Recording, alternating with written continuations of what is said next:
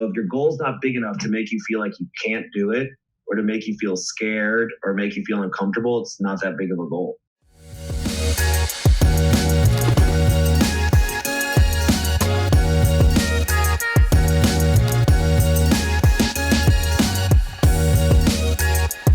Welcome to Residual Money, Residual Life. And this show is to provide a means to help entrepreneurs scale and grow their business over time and, ultimately successful online marketers and fintech people that are in the space of moving money digitally, software as a SaaS model.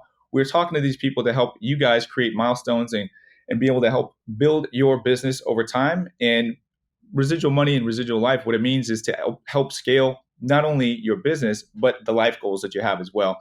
So, in the news today, recently, PayPal bought Honey. It's a big acquisition. Want to talk to my man, James Elswyk, today about that, but also talk a little bit about what he's done to accomplish all the great things that he's done to scale in his life and his business. So without further ado, James, welcome to the show, buddy. Thank you very much. Thank you for having me, man. Absolutely. Well, James runs, he's a successful agency, but he also runs numerous masterminds across the country. In addition to that, he is exceptional on online marketing. There's some questions that I wanted to get started with to ultimately just show you guys who James is. And number one is, why people become an entrepreneur. There's that why factor. I didn't really have one, but I wanted to ask James, what is your why? Why did you become an entrepreneur in the first place? Yeah, the entrepreneur life chose me. I didn't choose it. I understood about making money and saw like early on the value of buying something for $1 and selling it for $1.50. And I was just obsessed with that. It just made sense. My grandfather was a real savage entrepreneur, came to the United States with nothing and built himself up to achieve quite a bit of wealth. And I always watched him and thought he was really just gangster with it. It was really motivating to see the way that he did it. And I was just blessed to have it in my blood like early. I first started making money in an entrepreneurial way when I was like 14, 15 years old. Dang. So 14, 15, when is it that you made your first $1 million? I was 21 years old. 21 years old. 21 years old. It was, let's see, that's like 21 years ago, 22 years ago. So like pre-2000, like anybody who makes money young was just stupid. Yeah. You know what I mean? But understood it. I think it gave me like a lot of power moving forward in my life because I knew I'd already cracked that and I'd already felt heavy money. But also, it comes quick, goes quick. So I learned that lesson as well. No, 100%. And, making money at a very young age like that, and then you turned it into a company and you scaled that company and you've done some other things inside of your life. Tell us about your journey. Your journey is extremely unique. I know that you have a great story, and I don't know which parts of it should you like to share today, but love to know more about your journey and how you started the company and how you've grown it to where you've been able to get it today. Yeah, I mean, I guess when you're old enough, your story can start a bunch of different places. Yeah. So if I go back part of the way, I had really it's been a tough run. My life has been great, but it hasn't been easy. Sure. And I really had some issues that plagued me until I was probably about 30 years old. And I kind of had to refine myself. I had never used a computer. I'd never really had a real job. I was 100% entrepreneur. And I kind of had to enter the workforce. And the first job that I got in this new phase of my life was selling lead generation, selling debt settlement leads. Yeah. And I didn't have a chance to pick a career or find a new way to make money. So it was the first thing that I had. So I said, okay, I'll just stick with it and grind with it. And I'm still doing lead generation to this day. I kind of got into the lead gen thing, saw that the money that was being made, obviously, by my clients who were call centers, got into the call center business, blew that up to a very large scale, hundreds of people on the phone. And then my last call center before I finished that went out of business. I went broke. I put all my money in, and plus I ended up dead. I was sleeping in a leased BMW 760, which is like the biggest slap in the face ever. Because like you basically failed, and you're stuck sleeping in your bad decisions. It's like it's really bad. It stings. You know what I mean? It really stung. But I was like, okay, well, this is the road of the entrepreneur. Made a couple of missteps. Yeah. So I realized that there was just a better way of marketing on the internet that wouldn't require me to have hundreds of people touching my money before I touched it. And I moved to South America to try to store up my bankroll and learn a new skill. And, I was blessed to start advertising on Facebook like 3 weeks after mobile newsfeed was an available ad inventory. Like I got there literally 3 weeks into the game and I was able to crack it because it was very easy back then. And then since then, it's just kind of been growing, moving, shifting, pivoting, finding the new trends of what's happening online. And then most recently, obviously, e-commerce has been the big thing. Sure. So it's just kind of a progression. Yeah. And I mean, you said it best is, e-commerce is the new like gold rush, So, there's a lot of people getting into e-commerce. What's your end game? I mean, at the end of the day, I mean, do you have a plan to just exit the business totally? Or do you think you're always going to be selling stuff online and moving? No, I got 100% exit plan. Like it's a long time coming, but it's like life plan, exit plan. I want to be done at 54 years of age. Mm-hmm. I want to make $1 billion and give away 900 mil of it. Like basically keep 100 mil for my family, take 900 mil and use part of that to invest into an amazing group, company, fund, foundation, whatever it is, to manage that money to keep giving it back. Right. Because why not? Like making 100 mil is not the same goal as making a bill. No. And it has nothing to do with me for money. Like I don't wear watches, fancy things, but it's like a score. You know what I'm saying? It's high score. I'm an entrepreneur in a competitive environment, so I want to hit the high score. And in order to do this, I just recognize the fact that I'll need more than one exit to get there because you can't make that just by cash flow businesses. So I would like to exit some e-com stuff. Then I have another business that I'm already working on now that I know will be a big exit. And then I have a platform play for my final thing. So I need to sell some e-com stores, then sell the next business, then sell the next business to get to where I want to go. And then it's a wrap. For sure. I mean, how important is it to you guys to have multiple streams of residual income? I mean, because these are all different sources of income for you, right? So, it's everything to me. It's the only way you can really sleep at night, especially like when you're into online marketing. It's completely volatile. It's not dependent. And I mean, you need to have money coming in from a lot of places that fuel your life, that take care of your life and build your bankroll. Because if you're just dependent on one source of income, if you take a look at any business model or history, things just don't last forever. Things change, things get messed up. Totally. So multiple streams of income and like you talk about with residual money, that's really where it's at for trying to build wealth and build a bankroll. Like growing a company and growing all these different businesses, you definitely have your challenges on a day-to-day basis that nobody knows about. You just go through with your staff, but making mistakes and making missteps. I mean, they've made plenty in my own business, but they help us, in my belief, they help us they help us set up for the next successful thing and help us grow as an entrepreneur. What's one thing, either personally or professionally, that you think there was a mistake that you made that actually helped you, grow, reset, and, get up to the next level? Yeah. I mean, like, obviously, when you take a look at it over time and you let the data set in, there were definitely no mistakes. There were things that were learning opportunities or whatever you want to call it and be cliche about it. But I think, oh God, there's been so many mistakes, right? I think that getting kind of like losing control of my life in different ways, where I became consumed by different things, whether it be consumed by partying or even consumed by making money or being consumed by work in and of itself, which are really macro personal problems, but they also affect your business. They've allowed me today, recently, last 6 months, year, get to the point where I'm able to work. My mind is 100% focused on work. And then it's like when I turn it off and I close my laptop or I end my last meeting, I'm able to stop and now have personal time, not just like spend time at a movie or with my wife or doing chill things, but like I'm now able to turn my brain off and like relax. And without a lot of those macro mistakes that caused like a lot of difficulty in my life, I wouldn't have had like kind of the self-awareness or focus to kind of rebalance myself, So 100%. Those big macro mistakes have helped me with some kind of macro happiness. Yeah. And to that point, I mean, I say mistakes, but every single time that we've made those, they're setbacks. They're not really mistakes. They're just setbacks that help you reset. You talked about personal life and how that made a difference for you. And as an entrepreneur, you're building something. There's a lot of people that just get so absorbed in what they're doing that they don't make that time. once you started making that time for yourself, what did you see to be the cumulative like difference overall? Like Yeah, how, totally. yeah. Look, I think a lot of people are like, there's this work all the time, grind mode, Gary V thing, et cetera, et cetera. There's getting consumed by your business, owned by your business. And then a lot of people think it's like a negative thing because they say like, oh, you're not going to have a good personal life, right? But from an entrepreneurial point of view, let's say fuck a personal life, right? Like let's say I don't care. I want to go 100% out, balls out, work on my business.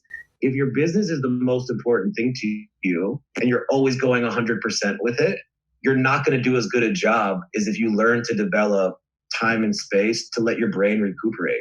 Like our brain can't work 24 hours a day trying to solve problems effectively for a long period of time. So even if you don't care about your personal life and all you care about your business, you got to force yourself to step away and reset, whether it be by sports, meditation, flotation, like all different ways to turn your brain off. But if you don't do that, it's like playing sports and never taking a break in between games. So I think entrepreneurs make this mistake a lot. It's had a huge difference for me. The only way I can kind of put it is like, when you go on vacation, if you ever go on vacation or you don't work for a weekend or whatever it is, and then like you almost miss work and you're like excited to get back at it and you hit it Monday morning and you're like super on point and super fresh. Totally. I try to create those resets as often as possible, that I get that feeling like, oof, I can't wait to crush it tomorrow. I can't wait to crush it tomorrow. And I just don't get that feeling if I'm just grinding 24/7 for weeks on it. It wears you down. It just wears you down. Yeah. So, you know what I mean? You can only, you're right. You can only do so much. And, Jason from Straw House, he was talking to me and he told me, he spends a portion of his day every day just thinking, just spending time by himself. And like, that was the first time I heard that. Like, I was like, oh yeah, he's like, you can't possibly be productive 100% of the time. You have to actually reset and take some time to yourself. What do you do to actually reset? What is it for that do you meditate? What is it that you do?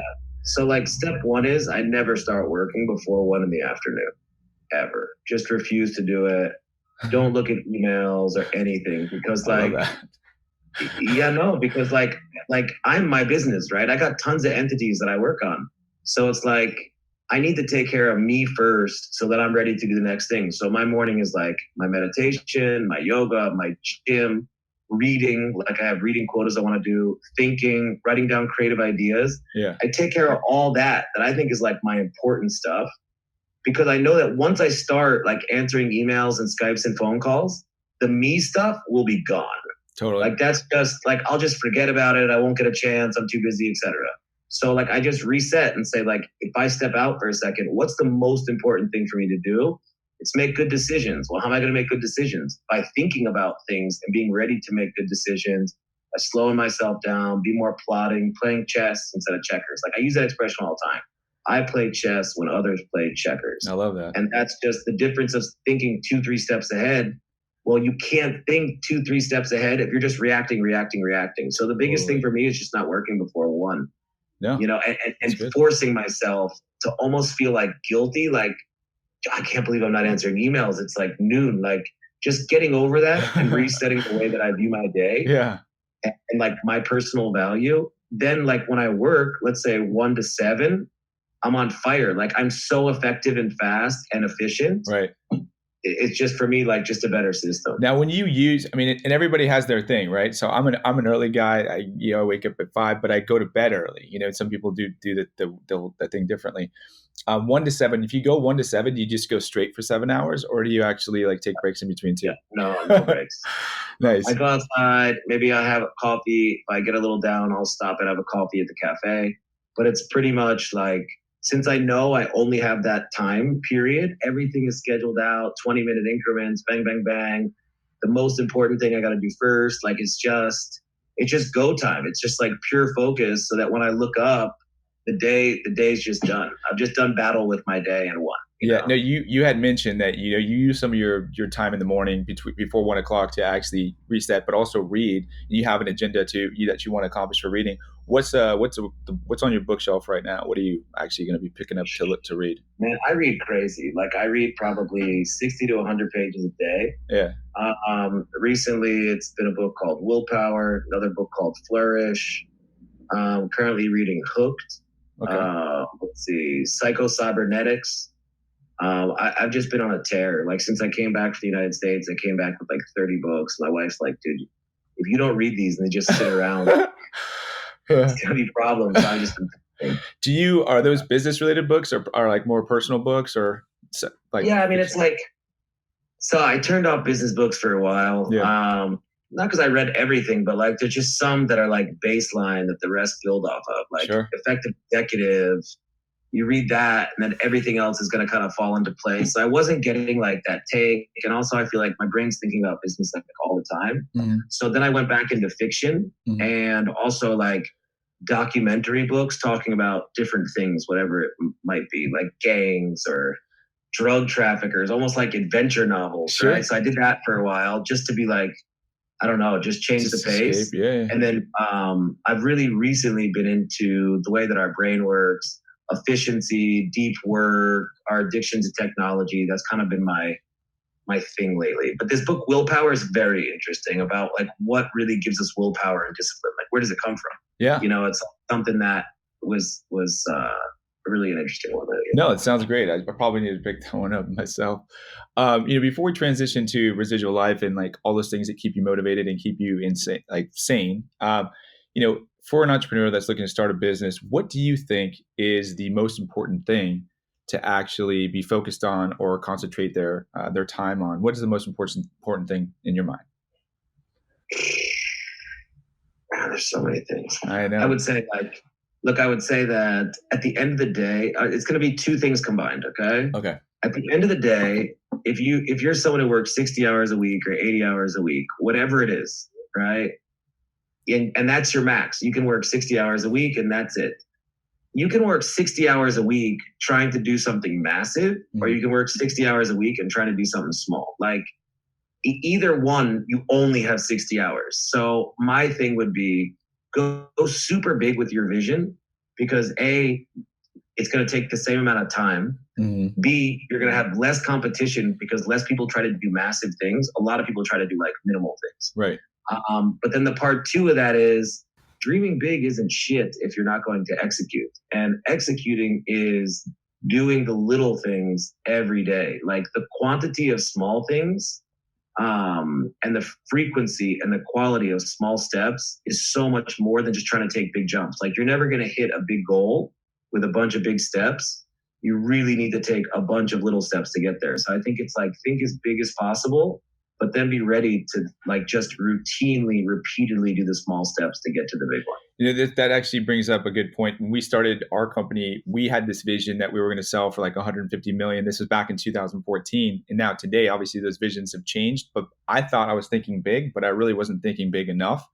And so I think people think that they're thinking big, but they're not really thinking big enough. And if like this for most people, I think, because they don't know what they don't know, right? When you get to those types of levels, you basically have different problems. You have different types of scalability issues. How do you actually know like how big to think? Is there like a point where, because we had to change processes and procedures internally when we actually made these changes, like in our mind, hey, we're going here, not here.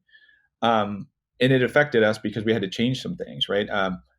But like, how do you actually set the right goal that it's not like absurd, but it's like, do you feel like you have to set a smaller goal first, like the 150 million, then you get there and then you're going towards the next place, or do you set a bigger goal initially?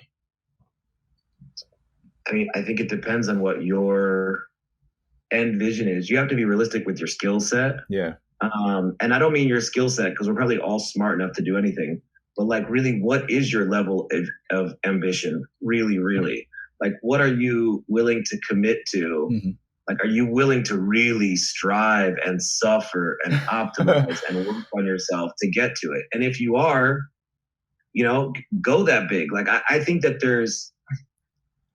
I think you go bigger than you're comfortable with. I think you go because like, there's no fun if you can achieve something, and that's not going to help you stretch. It's got to be something that's going to make you stretch and grow as a person, or it's not that big of a goal. It's got to be something you don't even think you can handle or push. Like, I think it's just so important to do things that you're not comfortable with to achieve greatness. Like, if you really want to achieve greatness, you have to challenge yourself massively to feel like uncomfortable. So if your goal's not big enough to make you feel like you can't do it, or to make you feel scared or make you feel uncomfortable, it's not that big of a goal. That's amazing. Now you said also managing the KPIs to get to that big goal. Do you manage those weekly, monthly, quarterly? How do you do that? You do it like every day or? Yeah, it's interesting. So I have a productivity coach that was like a sports psychologist for a professional baseball team. Uh-huh. And he breaks it down really succinctly, So you give him this massive goal, and because it's massive, right? There's like a million tiny KPIs to get to this massive KPI. But it all comes back to like, what's the most important thing that needs to happen this year to reach my 10-year goal? Mm-hmm. So let's say my 10-year goal is X, then this year I need to accomplish 2 things, whatever they are, right? And he says, all right, to accomplish those 2 things this year, what's the most important thing to do this week? Right. Like, what must you do this week? What needs to happen every single week for the next 90 days for you to be able to get to that yearly goal, And then we review them 90 days later or 60 days later, and it just helps reset me. And I think also part of like my daily scheduling routine thing is that I have a lot of businesses, right? I probably have like 9 companies now. And it's like I schedule the one that's most important to me, not the most profitable, not the one that's most exciting. I work on that one on Monday. And I work on it 2 hours, first thing, no interruption, no Skype, 2 hours deep work. The next one, most important, Tuesday. So like every day I give 2 hours of uninterrupted deep work to my businesses. And I put the one that's most important to reach my long-term goal, even though it makes me nothing now and will make me nothing for years. That's what I work on Monday for 2 hours, because that's like going to be the big one. 100%. So I think prioritization of where we put our focus and attention, and then just, setting mini goals. How was it having a productivity coach? Like, does that really help you? I've looked into trying to do that. It does. I'll hook you up with the guy. Look, it's like anything. It's like going to a psychiatrist or a counselor or whatever. Look, we're smart as hell. We have all the answers to the universe in our subconscious, right? It's getting in touch with those things. So when you have somebody who understands how to coach you, he can't teach you how to run a better business or anything like this, but he knows how to ask you the right questions to find you the answers. And the guy was a baseball coach. He talks about pitchers, right? Like pitchers were head cases, et cetera, et cetera. And his job wasn't to teach them how to pitch. It was to ask them the questions till they figured out what was wrong with the way they were throwing the ball. Sure. So from that point of view, he pulls out of me what really is the most important thing. What is the priority? And then there's the accountability factor for sure that I know I'm going to check in with him. Yeah. I think with the right guy, I guess this is my first one. Yeah. But so far it's been very, very helpful to me. That's awesome. Yeah. I'm actually really looking into that because it seems like it'd be very helpful. So I'll link you up with the guy. He's great, dude. Yeah, do it. I'm all about it. As far as residual money going into now, you have all these goals. What do you do when you actually reach them? Like, what do you do to celebrate? Do you celebrate? I don't celebrate. No, because they're just a further step to the other. I'm not a celebrate kind of guy. Yeah. You know what I mean? I'm like, okay, next thing. Sure. Look, I'm not going to say I celebrate, but I definitely force myself. And I've even talked to my wife about this when she accomplishes things. It's like super important to sit and recognize the fact that you nailed it. Yeah. Because we all recognize the fact when we're not nailing it. We have all this negative self-talk to ourselves, like, oh, you messed that up. You should have done different. Right. We like owe it to ourselves to balance when we hit it, to sit down and be like, yo, you did that well. Like you nailed that. Like, good job. Whatever. Yeah. Let's keep it moving. It's funny because I talk about this, but I'm like you. I don't actually celebrate much. I'm just like, because I look at the business and then I'm like, I see all the problems. I don't necessarily see the wins. I know where everything's going in the right direction. So how do because that's actually one of those things as an entrepreneur you look at, and you are constantly looking at these negative things, but those are things that you actually really have to address to grow. But then it becomes like, it wears on you, right? So how do you separate yourself from seeing the negative and stuff, to seeing the positive? I mean, because ultimately the long-term goal is where you want to be, right? But the grind and the daily shit, that's what fucks up your mind and like wears you down, right? Totally. So, yeah. It's like it's going to sound so like hippy dippy. I hate it when I sound all like hippy dippy and spiritual, but it's like the concept of like equanimity, right? Like where we experience things, but we don't react to them. Like we see it for what it is. Like, this isn't good. This isn't bad. This is just what happens today and what I have to do, like having no attachment to it. And like the only way I can take it not hippy dippy is to take it to like data analysis and things like this. There's just variance. Like if we're looking for something to convert 1 out of 100 times and it doesn't do it, it could convert at number 101 and 102 and 103. It's just the way the data stacks up. And I just think like some days the data is good and some days the data is bad. But it's just, it's not about that. It's about me sitting down and being a professional and executing daily. If it's fun, if it's shitty, if it's hard, if it's easy, none of that matters. It's about me sitting down and executing and being successful with my day. That's fire, dude.